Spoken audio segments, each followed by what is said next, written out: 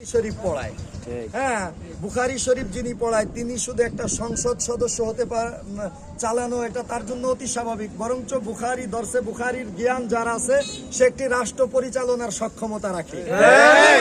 আমাদের ধলা হুজুর 50 বছর বুখারী শরীফ পড়াইছেন, আইন শাস্ত্র পড়ান তিনি, সমাজ এবং রাষ্ট্র পরিচালনার সমস্ত কিছুই তিনার সক্ষমতায় রয়েছে।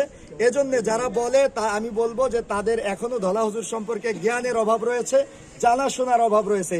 ধলা হুজুর শুধু ফরিদপুর 2 নগরকান্দা সালতার একজন এমপি হিসাবে নয়, উনি রাষ্ট্রের যদি দায়িত্ব পান উনি পুরো রাষ্ট্র পরিচালনার সক্ষমতা আলহামদুলিল্লাহ উনি রাখেন। আল্লাহ এজন্য যারা এগুলি বলছে এরা, আমি বললাম তো যে তারা বেসামাল হয়ে গেছে।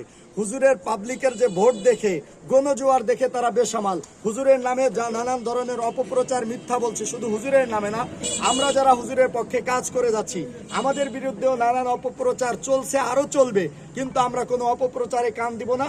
আমরা সত্যর পক্ষে, ন্যায় ইনসাফ প্রতিষ্ঠার লক্ষ্যে রিকশা মার্কাকে বিজয় করব। ধলা হুজুরকে আমরা সংসদে পাঠিয়ে এই নগরকান্দা সালতার বঞ্চিত কৃষক শ্রমিক মেহনতি মানুষের অধিকার প্রতিষ্ঠা করবো ইনশাআল্লাহ।